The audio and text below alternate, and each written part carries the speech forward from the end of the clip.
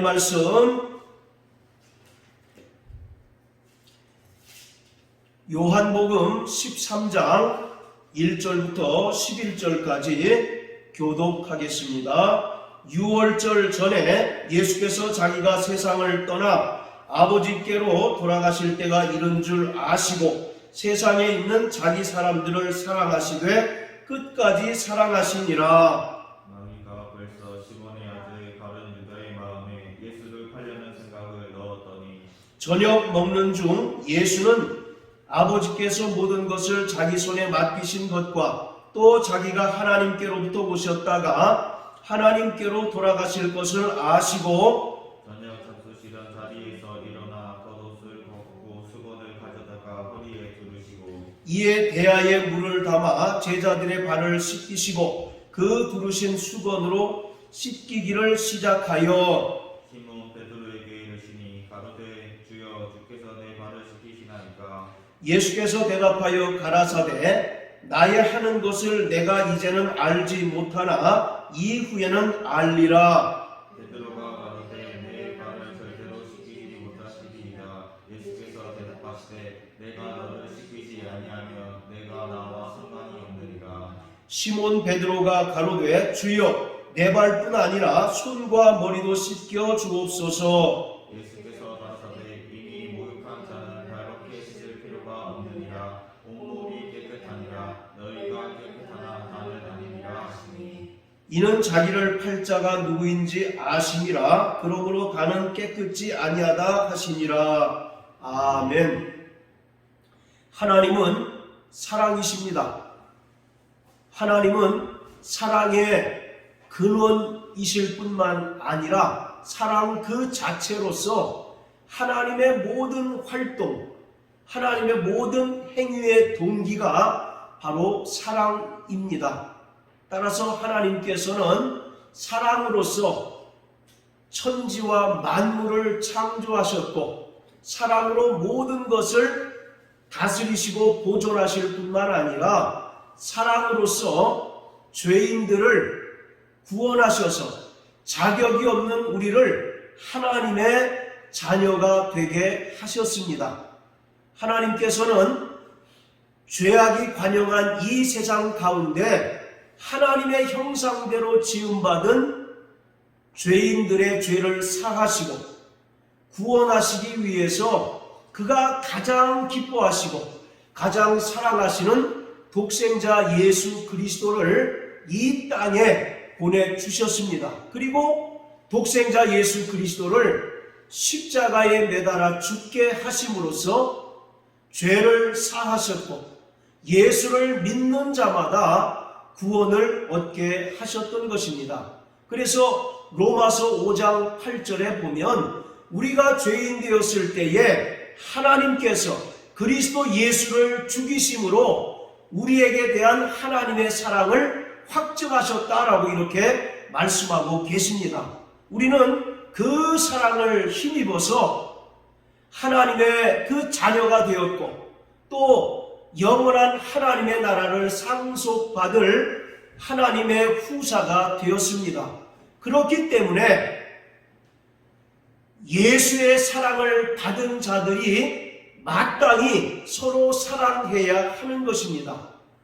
예수님께서도 제자들에게 서로 사랑하라는 새 계명을 수여해 주셨습니다. 이것은 서로 사랑하는 것이 예수의 사랑을 받고 또 그 사랑으로 말미암아 구원받은 자들이 가지는 본질적인 속성인 것을 말하고 있는 것입니다. 오늘 본문은 우리가 잘 알고 있는 것처럼 예수님의 그 세족 사건입니다. 이것을 여러 다양하게 해석하지만 가장 대표적으로 우리가 알고 있는 의미는 겸손의 본보기를 예수께서 이 세족 사건을 통해서 보여주셨다라고 생각하는 것입니다.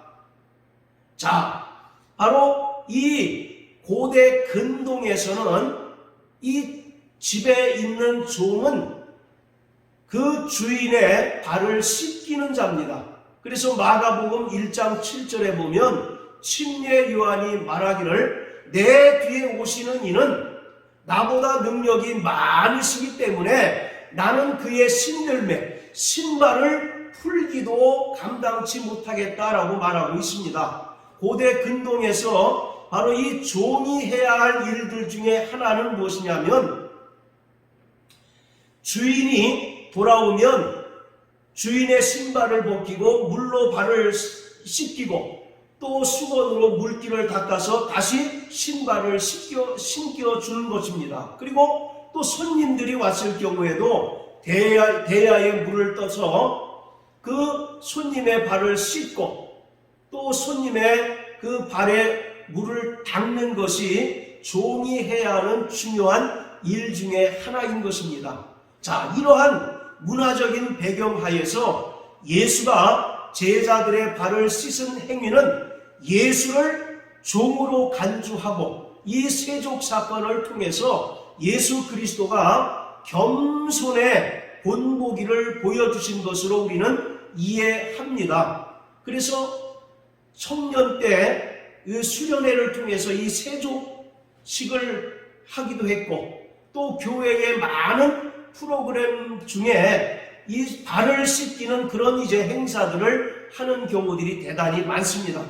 예수와 같이 너희도 상대방을 섬겨야 된다라고 하는 그런 의미에서 상대방의 발을 씻기는 그런 행사를 우리가 많이 합니다. 그렇지만 오늘 본문에서 예수 그리스도가 이 세족 사건을 통해서 우리에게 보여주시는 것은 물론 주님과 같이 겸손함으로 섬기라고 하는 그런 의미도 분명히 담겨 있지만 더욱 분명하고 확실한 것은 이 세족 사건을 통해서 예수 그리스도의 십자가 죽음을 상징적으로 우리에게 보여주고 있는 것입니다.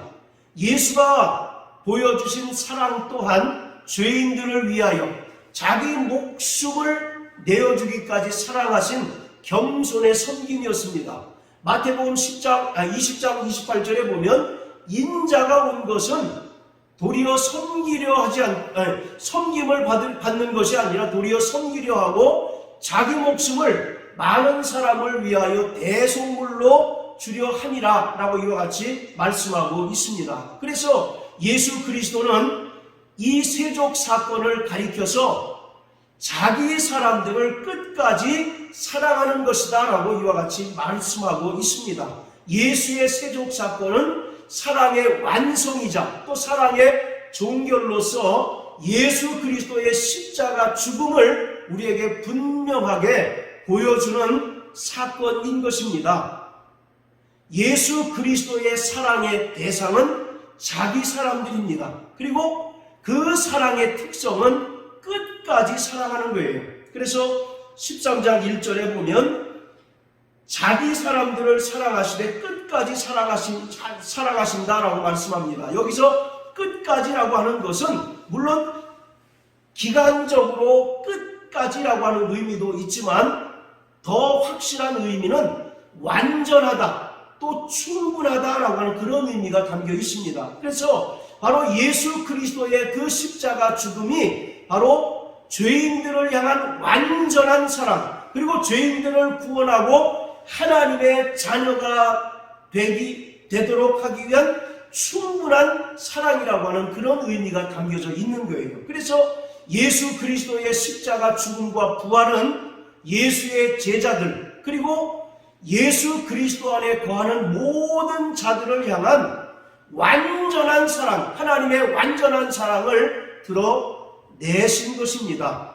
자, 오늘 이 본문을 우리가 올바르게 이해하기 위해서 고려해야 할 점이 한 두세 가지가 있는데 그 첫 번째가 자 우리 1절을 다 같이 한번 읽어보시겠습니다. 자 시작. 6월절 전에 예수께서 자기를 떠나 아버지께로 돌아가실 때가 이른 줄 아시고 세상에 있는 자기 사람들을 사랑하시되 끝까지 사랑하시니라. 자, 이 세족 사건이 일어난 시간적 배경은 6월절 전에입니다. 이 6월절이라고 하는 것을 분명하게 언급하고 있는 것은 예수 그리스도가 세상 죄를 지고 가는 하나님의 어린 양으로서 십자가에 달려 죽으실 것을 말씀하고 있는 것입니다. 자, 우리 여기 표시해 놓으시고 구약성경 이사야서 53장을 다 같이 한번 보십니다. 이사야서 53장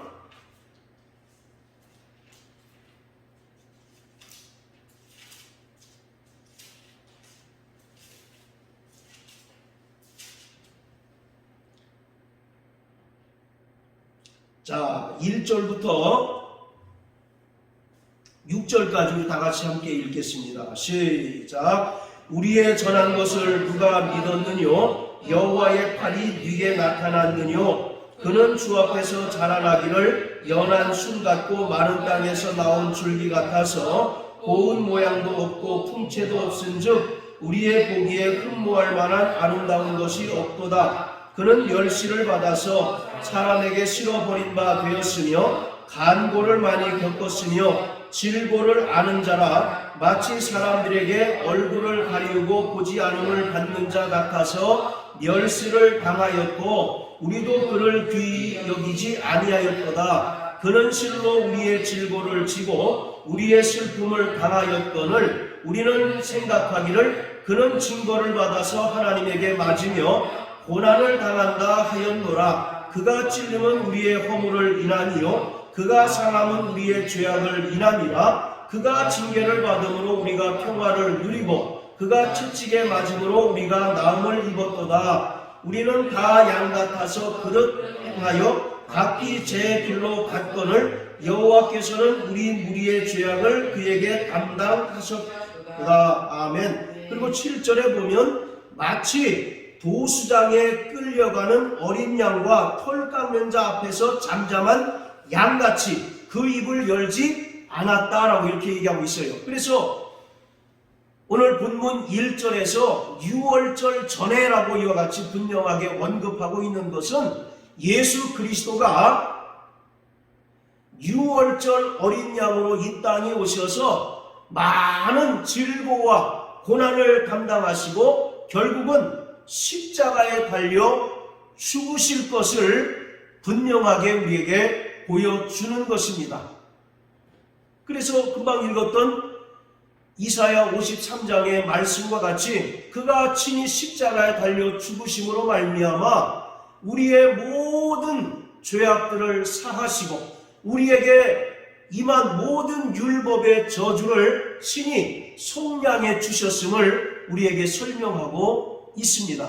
그래서 반드시 그는 6월절 어린 양으로 이 땅에 오셨어요. 그래서 요한복음 1장 28절에도 보면 침례 요한이 예수를 보고 말하기를 보라 세상 죄를 지고 가는 하나님의 어린 양이다 라고 이와 같이 말씀합니다. 자, 그리고 다시 또 요한복음 13장으로 돌아가서 두 번째는 영적인 배경으로 자기가 세상을 떠나 아버지께로 돌아가실 때가 이른 줄을 아시고 라고 이렇게 설명하고 있습니다.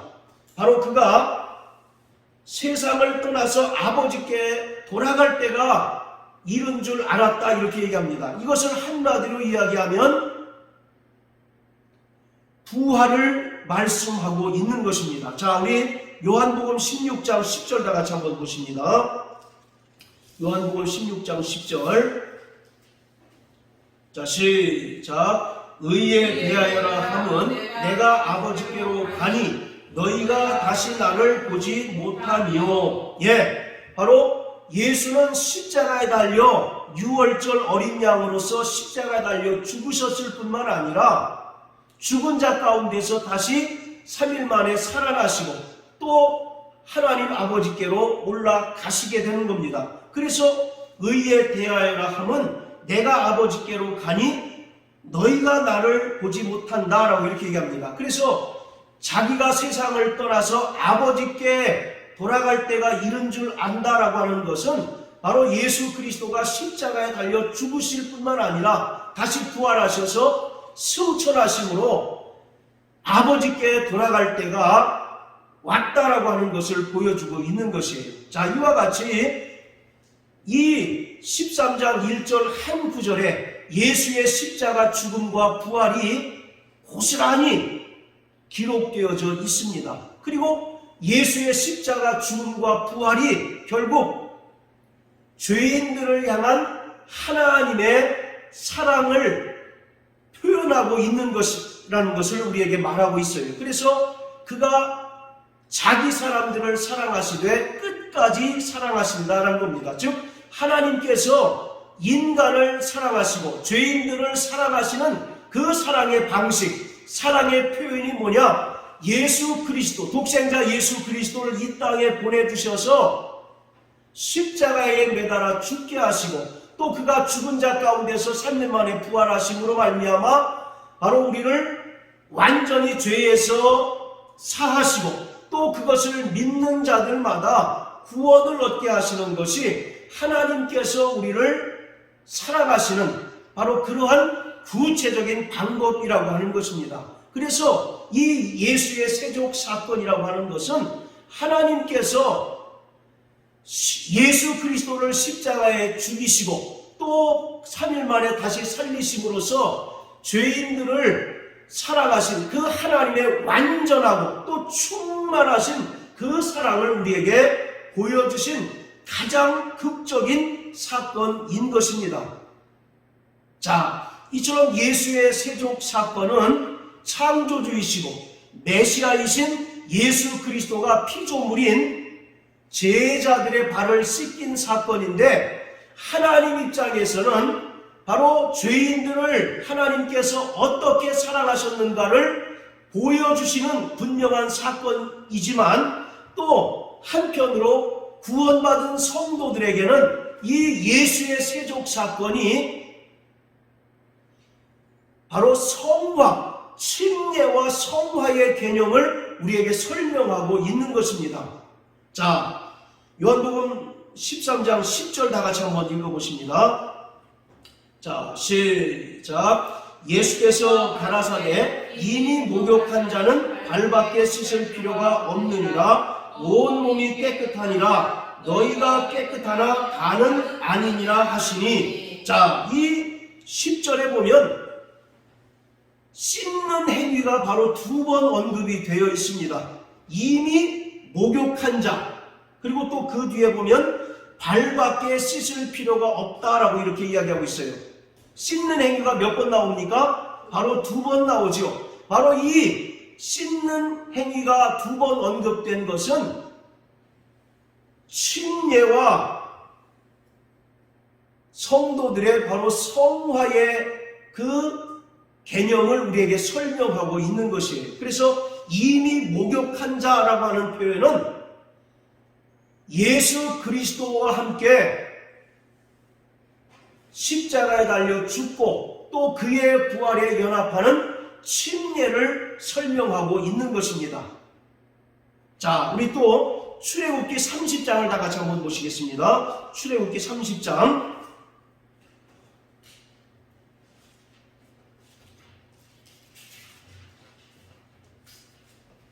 자, 17절부터 21절까지 우리 한번 읽어보시겠습니다. 시작. 여호와께서 모세에게 일러 가라사대 너는 물두멍을 노스로 만들고 그 받침도 노스로 만들어 씻게 하되 그것을 회막과 단 사이에 두고 그 속에 물을 담으라. 아론과 그 아들들이 그 두멍에서 수족을 씻되 그들이 회막에 들어갈 때에 물로 씻어 죽기를 면할 것이며 물에 가까이 가서 그 직분을 행하여 화제를 여호와 앞에 차를 때에도 그리할지니라. 이와 같이 그들이 그 수족을 씻어 죽기를 면할지니 이는 그와 그 자손이 대대로 영원히 지킬 규례니라. 예, 하나님께서 대제사장인 아론과 그 아들들에게 명령하신 정결 예식인데 그들이 반드시 성막에 가서 하나님께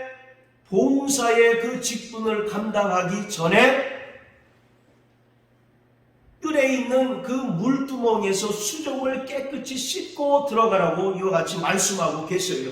이처럼 바로 구약에서 대제사장과 제사장들이 물두멍에서 그 수족을 깨끗이 씻는 것은 침례와 또 침례를 받은 이후에 하나님의 거룩하심과 같이 거룩한 삶을 살아가는 성화의 그 구원을 설명하고 있습니다.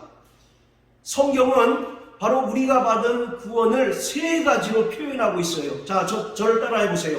칭의, 성화, 영화. 예, 바로 칭의라고 하는 것은 말 그대로 예수의 은혜를 믿음으로 말미암아 하나님께서 우리를 의롭다 인정하시는 것입니다. 그것은 오직 믿음으로 말미암아 가능한 것이거든요. 그것이 바로 칭의의 구원이에요. 그리고 이와 같이 바로 구원받은 자들이 성령을 힘입어 이 땅에서 끊임없이 죄와 싸우고 또 우리 안에 있는 육체의 소욕과 싸워서 하나님의 거룩하심과 같이 거룩한 삶을 살아내는 것, 그것이 바로 성화의 구원입니다. 그리고 마지막이 바로 영화의 구원인데, 그 영화의 구원이라고 하는 것은 우리가 이 썩을 몸을 벗고 신령한 몸으로 변화를 받아서 하나님 나라의 그 영광에 참여하는 것을 바로 영화라고 이와 같이 얘기하고 있어요. 그래서 바로 구체적으로 칭의와 성화와 영화라고 하는 그런 이제 그 표현은 성경에 기록되어 있지 않지만, 바로 성경은 대체로 이 구원을 세 가지로 구분해서 설명하고 있습니다. 자, 우리 한번 빌립보서 2장을 다 같이 한번 보시겠어요? 자, 빌립보서 2장 12절.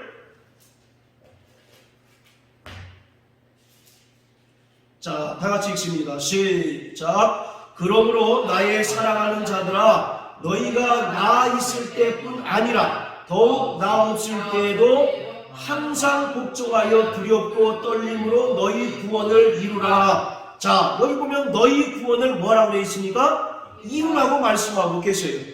우리는 예수 그리스도의 은혜를 믿음으로 말미암아 분명히 구원받았습니다. 할렐루야. 그런데 사도 바울은 두렵고 떨림으로 너희 구원을 이루라라고 이와 같이 현재형으로 또 말씀하고 계셔요.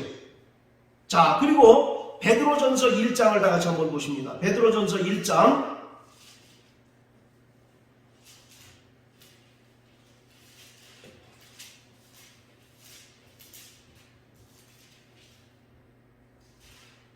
자, 9절입니다. 시작. 믿음의 결국 곧 영혼의 구원을 받음이라. 예, 이때는 미래형으로 또 설명하고 있어요. 믿음의 결국 곧 영혼의 구원을 받음이라 이와 같이 이야기하고 있습니다. 그래서 바로 칭의의 구원이라고 하는 것은 과거형의 구원, 이미 우리는 구원 받은 자입니다. 할렐루야. 예수 그리스도가 친히 십자가에 달리셔서 흘리신 피로 말미암아 우리의 모든 죄를 사하셨고, 그 공로를 믿는 자마다 우리는 죄사함을 받고 구원함을 얻은 하나님의 자녀가 되었어요. 그래서 바로 이 칭의의 구원이라고 하는 것은 과거형의 그런 구원의 의미이고, 바로 성화라고 하는 것은 현재 진행형입니다. 그래서 사도 바울은 두렵고 떨림으로 너희 구원을 뭐라고 했습니까? 이루라라고 이와 같이 말씀하고 계셔요. 그래서 이 성화의 구원이라고 하는 것은 현재 진행형의 바로 구원입니다. 그리고 영화의 구원이라고 하는 것은 미래형의 구원을 가리키고 있는 것입니다. 자, 또 우리 마태복음 7장 다 같이 한번 보세요. 마태복음 7장 13절 14절.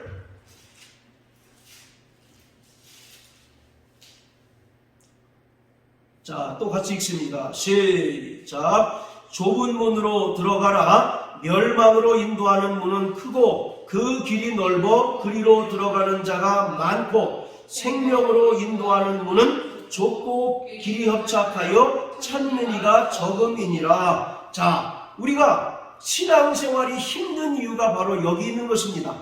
우리가 예수를 믿고 구원받은 것으로 모든 것이 다 완성이 되면 얼마나 감사하고 기쁜 일이겠어요. 그러나 오히려 예수를 믿고 난 이후에 우리의 신앙생활이 더 힘들고 어려운 것은 더 많은 유혹과 또 더 많은 죄와 끊임없이 싸워야 되기 때문에 그렇습니다. 그래서 13절 14절에도 좁은 문으로 들어가라.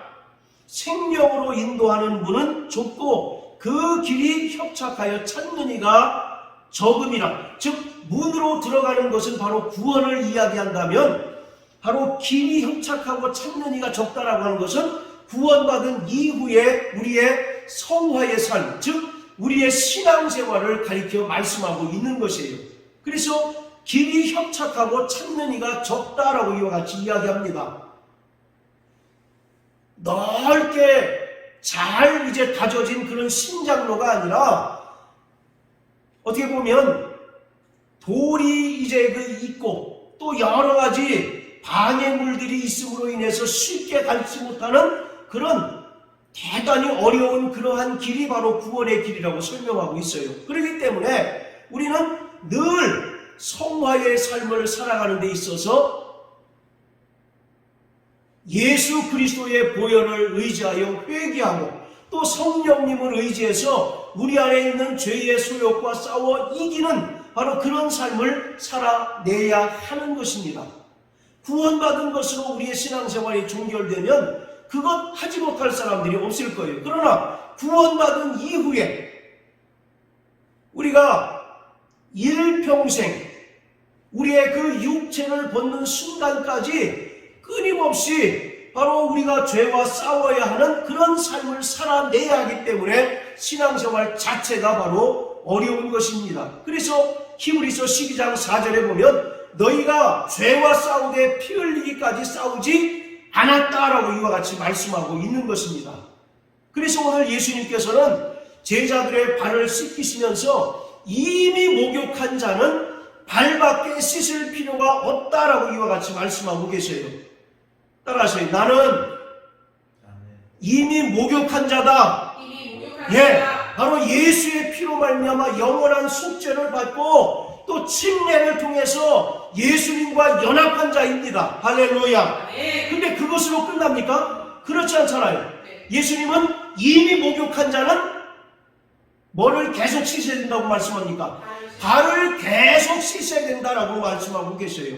바로 성경에서 수족, 손과 발이라고 하는 것은 대체적으로 성도들의 행위를 가리킬 경우가 대단히 많습니다. 그래서 수족을 제사장들에게도 물두멍에서 수족을 씻으라고 말씀하고 계세요. 자, 이와 같이 우리는 예수의 흘리신 피로 영원한 속죄를 받은 자요 또 침례를 통해서 예수와 연합한 자이지만 여전히 우리 육체 안에는 죄의 소욕이 남아있기 때문에 그 죄의 소욕과 끊임없이 싸워야 하는 것이에요. 오늘 우리 신앙생활을 한마디로 표현하자면 나와의 싸움에서 이겨야 하는 것입니다. 할렐루야. 그래서 로마서 7장에도 사도 바울이 뭐라고 얘기합니까? 내 속사람은 하나님의 법을 즐거워하지만 내 겉사람은 죄의 법을 즐거워하니 오호라 나는 곤고한 자로다. 이 사망의 법에서 누가 나를 건져내랴라고 이와 같이 말씀하고 있지 않습니까? 그 위대한 사도 바울조차도 기독교의 초석을 다진 그 위대한 사도 바울조차도 자기 안에 있는 죄의 소욕을 어찌하지 못하는 그런 연약한 인간이라는 거죠. 그렇기 때문에 우리는 날마다 발을 씻어야 합니다. 할렐루야.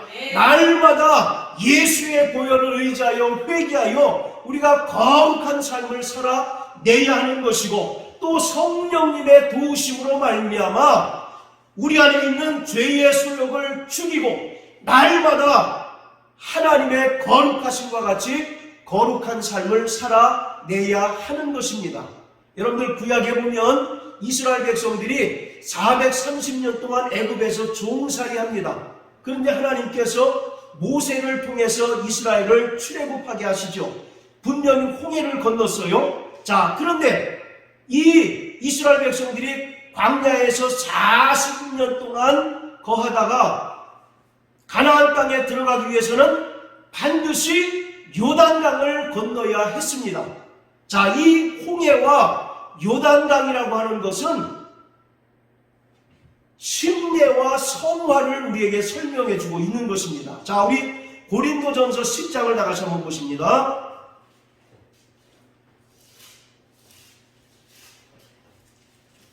고린도전서 10장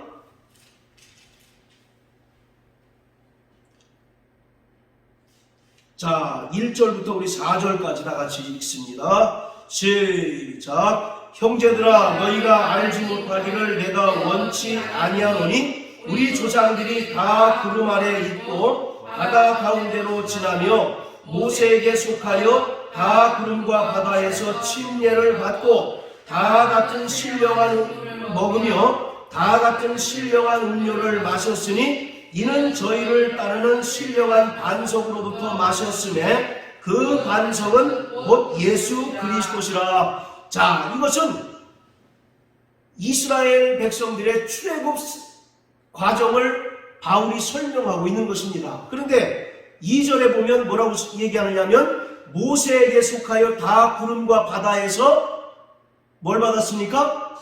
침례를 받았다. 이것은 바로 이스라엘 백성들이 홍해를 건넌 사건을 설명하고 있는 거예요. 홍해를 건넌 것을 뭐라고 얘기했습니까? 침례를 받았다라고 이렇게 얘기하고 있어요. 그래서 바로 이 침례라고 하는 것은 과거와 정확하게 단절되는 것을 이야기합니다. 과거는 첫사람 아담에게 속하여 마귀의 자녀로 됐다면 이제는 침례를 통해서 예수와 연합하고 또 이제 새 사람이 되었다라고 하는 것을 우리가 증인들 앞에서 고백하는 표가 바로 침례인 것이죠. 따라서 이스라엘 백성들이 홍해를 건넌 것은 과거 애굽에게 속하여 바로의 종로로 타던 그런 삶을 청산하고 이제 하나님의 백성으로 새롭게 거듭난 사건을 바로 홍해 사건, 또 바로 사도 바울은 침례라고 이렇게 이야기합니다. 자, 따라하세요. 나는 침례받은 자다. 예, 바로 물과 성령으로 거듭나지 않으면 하나님 나라에 들어갈 수 없다라고 이와 같이 이야기한 것처럼 오늘 우리가 예수의 피로 말미암아 죄 사함 받고 또 침례를 통해서 과거 마귀의 종로로 타던 그런 삶을 청산하고 이제는 예수로 말미암아 하나님의 자녀된 삶을 살아내야 하는 것입니다. 그런데 그것으로 끝난 것이 아니라 이스라엘 백성들이 홍해를 바로 건너고 가나안 땅에 들어가는 게 아니지 않습니까? 바로 광야에서 40년 동안 혹독하게 하나님께 연단을 받은 후에 또 하나님께서는 요단강을 건너게 하셔요. 그리고 요단강을 건너서 비로소 가나안 땅에 이르게 된 것이에요. 이처럼 우리 성도들이 하나님께서 예비하신 영원한 하나님의 나라에 들어가기 위해서는 반드시 침례와 성화의 삶을 거쳐야 하는 것입니다. 침례받은 자가 이 땅에서 성화의 삶을 살아내지 못하면 그는 하나님 나라에 들어갈 수가 없는 것이에요. 자, 우리 구약성경 여호수아서 3장을 다 같이 한번 보시겠습니다. 자, 여호수아서 3장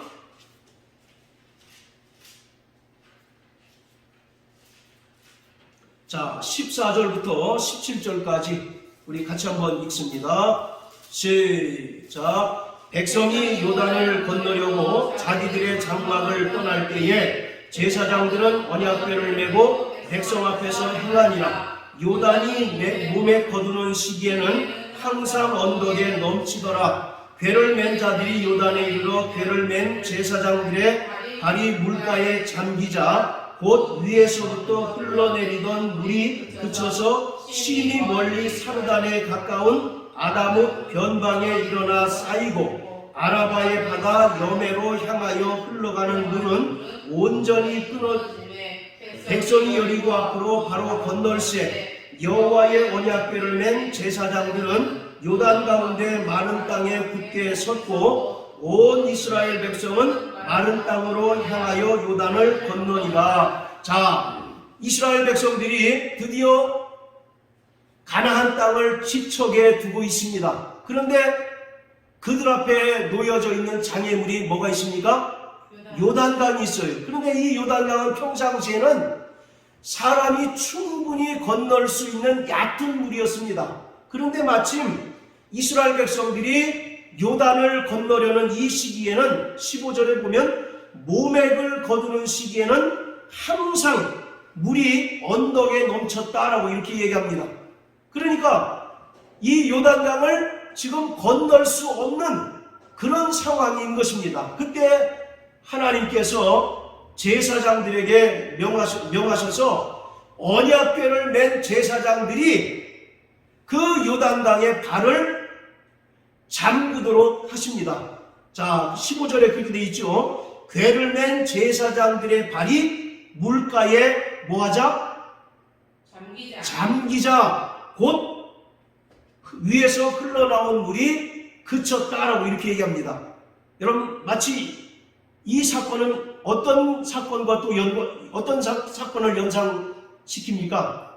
그렇죠. 바로 홍해를 앞에 두고 이스라엘 백성들이 원망을 합니다. 뒤에는 애국 군대가 쫓아오고 앞에는 홍해가 가로막혀 있어서 이스라엘 백성들이 모세를 향해서 막 원망을 할 때 하나님께서 모세에게 지팡이를 이제 참으로 들라고 했을 때 그 홍해가 갈라졌던 것처럼 지금 이스라엘 백성들이 가나안 땅을 지척에 두고 건너려고 하는 그 요단강이 물이 많아서 건널 수 없는 그런 상황임에도 하나님께서는 언약궤를 맨 제사장들의 그 발이 요단강에 잠기자 순식간에 그 물이 그쳐지고 이스라엘 백성들이 무사히 건너게 하셨다는 겁니다. 자, 여기서 중요한 것이 바로 이 잠기다라고 하는 그 단어가 있는데 바로 이것은 성막에서 대제사장들이 짐승의 피에 그 손을 찍는 행위를 가리키고 있습니다. 그러니까 바로 이 물에 잠기다라고 하는 말은 실제로 그 발을 물에 담그다라고 하는 표현도 되지만 바로 정결케 하다라고 하는 그런 의미가 있는 거예요. 그러니까 이스라엘 백성들이 바로 요단강에서 새롭게 정결함을 받은 자들만 비로소 가나안 땅에 들어갈 수가 있게 된 겁니다. 자, 그리고 4장 또 한번 보세요. 4장. 자, 4장 7절 한번 다 같이 보십니다. 자, 6절 7절 시작. 이것이 너희 중에 표징이 되리니 후일에 너희 자손이 물어 가로되 이 돌들은 무슨 뜻이뇨? 그들에게 이르기를 요단물이 여호와의 언약궤 앞에서 끊어졌었나니 곧 언약궤가 요단을 건널 때에 요단물이 끊어졌으므로 이 돌들이 이스라엘 자손에게 영영한 기념이 되리라. 예, 바로 이스라엘 백성들이 요단강을 다 무사히 건넌 후에 하나님께서는 이스라엘 각 지파에게 명해서 돌 하나씩을 준비해서 거기다가 쌓아두라 이와 같이 얘기합니다. 그것은 바로 영영한 기념이 될 것이다 라고 이렇게 얘기합니다. 자, 그리고 5장 또 한번 보세요. 5장. 자, 5장 2절 우리 고요한 형제 한번 읽어주십시오. 그때 여호와께서 여호수아에게 이르시되 너는 부싯돌로 칼을 만들어 이스라엘 자손들에게 다시 할례를 행하라 하시매. 예, 자, 그들이 요단강을 건넌 다음에 돌로 이제 그 기념탑을 쌓습니다. 그 다음에 하나님께서 이스라엘에게 뭘 명하셨느냐면 할례를 명하셨어요. 바로 할례라고 하는 것은 신약에서 바로 침례를 의미하고 있는 겁니다. 침례는 바로 영적인 할례를 가리키고 있는 거죠. 자, 그리고 10절 또 읽으세요. 10절, 11절. 이스라엘 자손들이 길갈에 진쳤고 그달 14일 저녁에는 여리고 평지에서 유월절을 지켰고 유월절 이튿날에 그 땅 소산을 먹되 그날에 무교병과 볶은 곡식을 먹었더니. 예, 자, 요단강을 건넌 후에 하나님께서 할례를 명하셨고 또 그 다음에 이스라엘 백성들이 그달 14일에 유월절 절기를 지켰습니다. 그리고 이렇게 이제 유월절 절기를 지킨 자들이 드디어 하나님께서 약속하신 젖과 꿀이 흐르는 가나안 땅에 들어가게 된 것이죠. 자, 이처럼 바로 구약에서 이스라엘 백성들이 홍해를 건너고 또 요단강을 건넌 것은 바로 성도들이 이 땅에서 경험해야 할 침례와 바로 성화의 삶을 설명하고 있는 거예요. 그래서 예수님께서는 이미 목욕한 자, 즉 침례를 받은 자들은 바로 발밖에 씻을 필요가 없다라고 이렇게 이야기하고 있습니다. 이처럼 우리는 이 땅에서 살아가는 동안 끊임없이 예수의 보혈을 의지하여 회개하여 거룩한 삶을 살아내야 하는 것입니다. 할렐루야. 그런 자들만이 저 영광스러운 하나님의 나라에 들어가게 되는 것이에요. 자, 여러분들, 이스라엘 백성들이 출애굽했는데 출애굽 1세대들은 다 광야에서 하나님을 원망하고 불평하다가 결국 죽임을 당했습니다. 그리고 바로 출애굽 1세대 중에서는 딱 2명, 누굽니까? 여호수아와 갈렙을 제외한 나머지 사람들은 전부 광야에서 하나님의 약속의 땅을 밟아보지 못하고 죽었어요. 그래서 하나님께서는 바로 이 요단강을 건넌 자들, 그리고 할례를 받고 또 유월절을 지킨 자들이 하나님의 그 약속의 땅인 젖과 꿀이 흐르는 가나안 땅에 들어가게 하셨던 것처럼 오늘 우리는 예수의 피로 말미암아 영원한 속죄를 받고 또 예수의 그 명령에 순종하여 침례를 받음으로써 하나님의 자녀가 되고 거듭난 자들이 이 땅에서 날마다 회개하는 심령으로 또 날마다 성령의 인도하심을 따라 성화의 삶을 살아낼 때 하나님께서는 그러한 자들을 저 영원한 하나님의 나라에 들어가게 하시는 것입니다. 할렐루야. 그래서 오늘 우리는 바로 정말 우리가 예수의 그 은혜를 믿음으로 말미암아 의롭게 된 것도 대단히 중요하고 감사하지만 그 이후에 우리가 끊임없이 정말 죄와 싸우고 또 육체의 소욕과 끊임없이 싸워야 하는 성화의 삶을 살아내야 합니다. 그래서 그 성화의 과정을 온전히 통과하고 날마다 예수의 피를 의지하여 회개한 자들만이 하나님께서 예비하신 저 영화의 삶, 영화의 구원을 얻을 수가 있는 것이에요. 그래서 베드로전서 1장 9절에 우리가 읽었던 것처럼 믿음의 결국 곧 영혼의 구원이라고 이와 같이 말씀합니다. 자, 따라하세요. 나는 예수의 피로 말미암아 구원받았다. 나는 성령의 인도하심을 따라서 성화의 삶을 살아간다. 할렐루야. 그렇기 때문에 우리는 날마다 발을 씻는 자가 되어야 하는 것입니다. 할렐루야. 발을 씻는 게 뭐라고 그러십니까? 바로 우리 행위에 대하여 끊임없이 회개하는 자가 되어야 하는 것입니다. 제사장이 성막에 들어갈 때 바로 그 성막들에 있는 물두멍에서 수족을 깨끗이 씻은 연후에 하나님께 봉사하고 하나님을 섬기는 것처럼 오늘 우리는 예수의 피로 말미암아 이미 목욕한 자고 또 바로 예수의 명령을 받아서 예수의 명령을 따라서 침례받은 자입니다. 그렇다면 이제 침례받고 하나님의 자녀가 된 그 이후에 우리는 날마다 성화의 삶을 살아내야 하는데 예수의 피를 의지하고 회개하는 자들만이 성화의 삶을 살아갈 수가 있는 것입니다. 할렐루야. 또 날마다 성령의 인도함을 받는 자만이 성화의 삶을 살아낼 수가 있는 것이에요. 그래서 갈라디아서 5장에 이야기하지 않습니까? 우리 안에 육체의 소욕과 성령의 소욕이 서로 다툰다라고 말씀하고 계세요. 자, 우리 로마서 8장을 다 같이 한번 보십니다. 로마서 8장.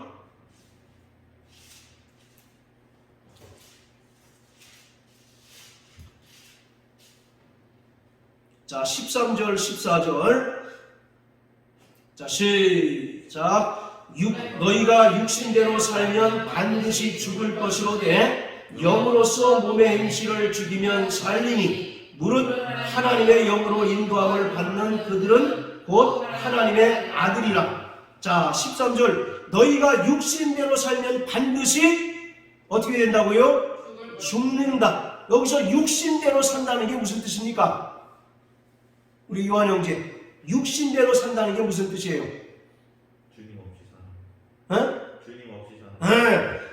육체의 소욕대로 사는 것을 이야기하고 있어요. 자, 이것을 갈라디아서 5장은 어떻게 표현하느냐? 자, 갈라디아서 5장 다 같이 보십니다.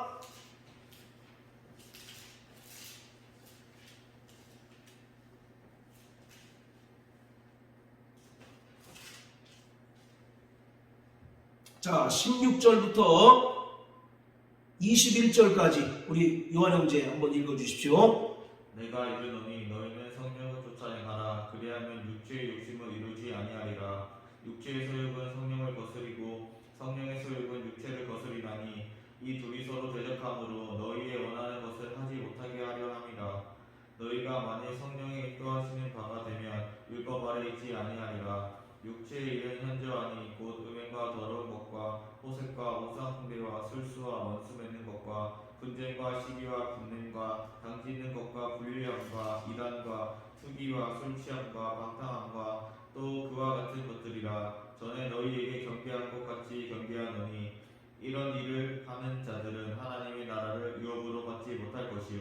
예, 자 19절부터 보면 육체의 일은 현저하니 하면서 육체의 일들에 대해서 쭉 나열하고 있는데, 이러한 자들의 결국은 어떻다는 얘기입니까? 하나님의 나라를 유업으로 받지 못한다는 얘기죠. 이것이 바로 로마서 8장 13절에 보면 육신대로 살면 반드시 죽는다라고 하는 표현을 갈라디아서의 바울은 이렇게 표현하고 있는 거예요. 그렇기 때문에 하나님의 자녀들은 성령으로 말미암아 몸의 행실을 죽이는 자가 되어야 합니다. 그리고 날마다 성령의 인도함을 받는 자가 되어야 하는 것입니다. 자, 또 골로새서 3장을 다 같이 한번 보시겠어요?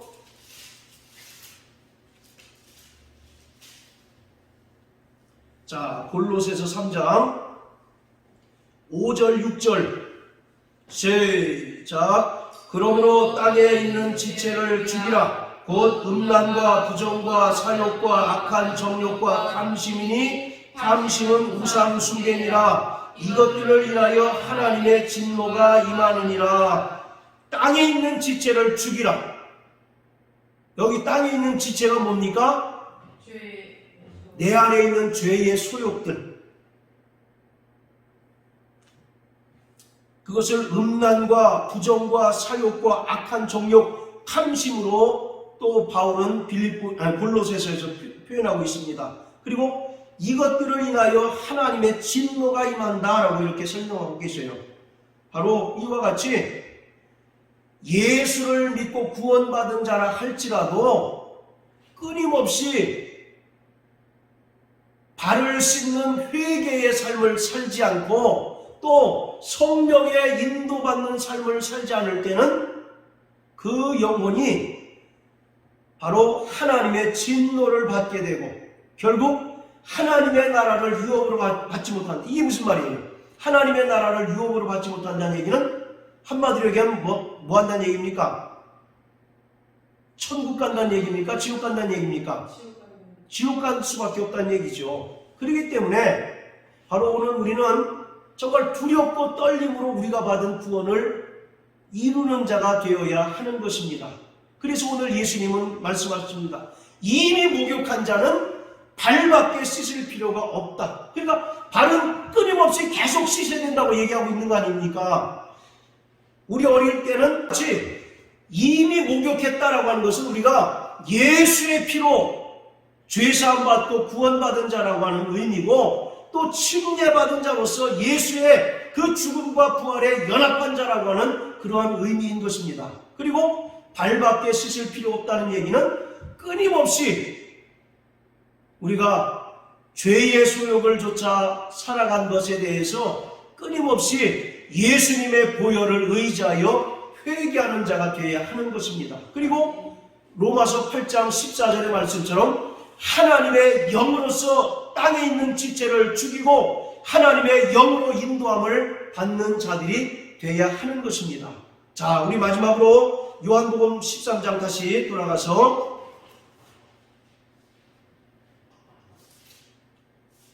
자, 8절에 한번 읽어보십니다. 시작. 베드로가 가로되 내 발을 절대로 씻기지 못하시리이다. 예수께서 대답하시되 내가 너를 씻기지 아니하면 내가 나와 상관이 없느니라. 예수에 의하여 씻기지 않으면 예수님께서 베드로에게 뭐라고 얘기합니까? 너는 나와 상관이 없다. 여기서 상관하다, 상관이 없다라고 하는 얘기는 하나님의 나라를 상속받지 못한다라고 하는 그런 뜻입니다. 너와 나와 어떤 그 관계가 끊어진다라고 하는 그런 의미가 아니라 하나님의 나라를 상속받지 못하게 된다라는 것이에요. 그래서 갈라디아서 5장에 보면 육체의 이런 현저하니 이러한 자들은 하나님의 나라를 유업으로 받지 못한다라고 말씀하고 있잖아요. 그것을 예수님은 너는 나와 상관없는 자가 된다라고 이렇게 표현하고 있습니다. 그러므로 우리는 정말 우리가 받은 그 구원의 은혜에 감사하면서 우리가 받은 이 구원의 은혜를 날마다 두렵고 떨림으로 온전히 이루는 자가 되어야 하는 것입니다. 할렐루야. 그러기 위해서 우리는 날마다 예수의 보혈을 의지하여 회개하는 자가 되어야 하고, 날마다 성령으로 충만하여 성령의 인도함을 받아야 하는 것입니다. 성령으로 우리가 충만할 때 우리는 육체의 소욕대로 살지 않고 바로 성령의 소욕을 쫓아서 신령한 삶을 살아갈 수가 있어요. 그럴 때 바로 갈라디아서 5장에서 말하는 성령의 9가지 열매를 맺을 수가 있는 것입니다. 그래서 갈라디아서 5장에 보면 그리스도 예수의 사람은 그 정과 욕심을 십자가에 못 박았다라고 이와 같이 얘기하잖아요. 그렇기 때문에 이제는 예수의 사람은, 바로 구원받은 사람들은 자기 성품을 따라 사는 것이 아니라 날마다 예수의 성품을 따라 살고 예수의 성품을 드러내며 살아가는 자들입니다. 할렐루야. 그러므로 날마다 정말 예수의 보혈을 의지하고 또 성령의 도우심을 따라서 성화의 삶을 살아가고 또 승리하는 자 되시기를 주의 이름으로 축원합니다.